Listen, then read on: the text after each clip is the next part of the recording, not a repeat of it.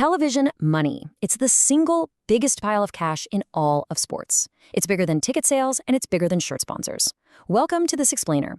Today, we're cracking open the books on massive media conglomerates and European football leagues to expose exactly how this multi-billion-dollar machine actually works and how all this cash is really divided up. Just look at this staggering number, 144,400,000 euros.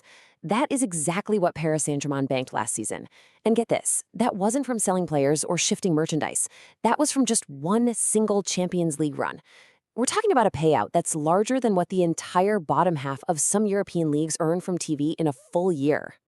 And honestly, the sheer scale of the global sports economy gets even wilder when we cross the Atlantic. The NBA is projected to bring in a massive $14.3 billion in revenue for just the 2025-26 season alone. That's a 12% jump from the previous year, and it is driven almost entirely by completely astronomical new media rights deals. Okay, let's dive into this, because almost nobody actually understands how this mountain of cash gets divided up. You probably heard the classic narrative, right? The rich clubs take absolutely everything, the small clubs get the crumbs, and it all results in this massive 15x gap between the top and the bottom. Well, keep watching, because we are going to bust that myth wide open. And I promise you, the twist we're going to reveal about La Liga, it genuinely does not make any sense until you see the exact formula. Section 1. The Live Sports Premium. So before we look at who gets the money, we've got to understand why networks are willing to pay these billions in the first place. In an era of totally fragmented audiences and ad-skipping technology, live sports are the ultimate defense for broadcasters. And this research from Penn State really hits the nail on the head. It explains that the sports audience is driven by the sheer emotional experience of suspense. Unlike scripted TV, a live game gives you an unknown outcome. Because failure is a realistic possibility, it produces this intense edge-of-your-seat suspense until there is absolute certainty. It makes sports a risky but highly intense entertainment selection that literally demands to be watched live. Think back to the legendary Apple 1984 Super Bowl commercial. The production cost around $900,000, and the airtime alone was over $1 million, which was an absolutely astronomical sum back then. But why pay it? Because the Super Bowl offers a massive, communal, completely unskippable audience. Today, traditional scripted TV viewing is fragmented. It's delayed by digital recording. But live sports, they are the modern equivalent of that 1984 Super Bowl slot every single week. It's really the only thing keeping the traditional broadcast bundle alive. Section 2. Slicing the European Pie. The Premier League's new broadcast deals are worth a combined $16 to $17 billion. They actually make more money selling their games internationally than they do at home. But how is that massive pie sliced up? Well, here's the crucial point. That 15x gap you always hear about, it is a total myth. Everyone just assumes the bottom club gets 15 times less than the top club. But let's look closely at the Premier League. They split their money into 3 distinct buckets, an equal share of about £96.9 million for every single club, a merit payment based on where they finish in the table, and facility fees for live TV broadcasts.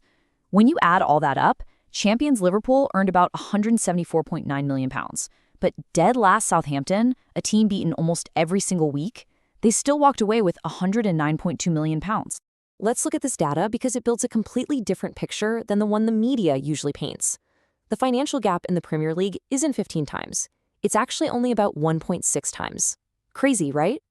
The Premier League is mathematically the most financially equal of the giant leagues.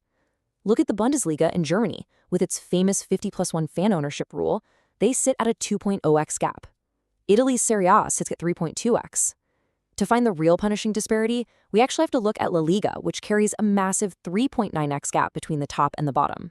And here is where we find that promised La Liga twist. So La Liga splits its money like a very specific pizza. 50% is an equal share, 25% is based on 5-year results, and 25% is based on social impact. Now, last season, Barcelona actually won the league title, but Real Madrid out-earning them in TV money. How's that possible? Because the formula specifically rewards your record over the last 5 years, not just one isolated season. Plus, it heavily weighs a club's global social pull. To top it off, Real Madrid outright refused to cooperate with the league's extra content rules, literally taking La Liga to court, and yet they still banked the most cash. It's basically two giants feasting while the rest of the league fights for the scraps. Section 3. the Champions League flywheel. But honestly, the real robbery isn't happening just inside the domestic leagues. It's the ultimate rich-get-richer engine that completely overrides any domestic fairness. I'm talking about the UEFA Champions League. The Champions League shares around 2.47 billion euros among 36 clubs. They pay out for participation, for wins and draws, and for your league ranking. But the most controversial piece of the puzzle is the value pillar. This literally pays clubs based on their 10-year history and the size of their home country's TV market. It's a massive compounding flywheel. If you are already big and wealthy, you get paid more simply for being big and wealthy. A mid-table club might string together a lucky season, but the elite are guaranteed massive payouts before they even step onto the pitch. It essentially locks them in as the untouchable elite. Section 4. The American Franchise Blueprint. Let's pivot back across the pond to the United States to explore how American franchise leagues actually laid the very groundwork for these modern media conglomerates. The sheer dominance we see today is the result of a deliberate, multi-decade evolution, moving from basic television broadcasts to digital empires. Just track this timeline. Back in the early 1980s, the NBA Finals were actually broadcast on tape delay because interest was so low.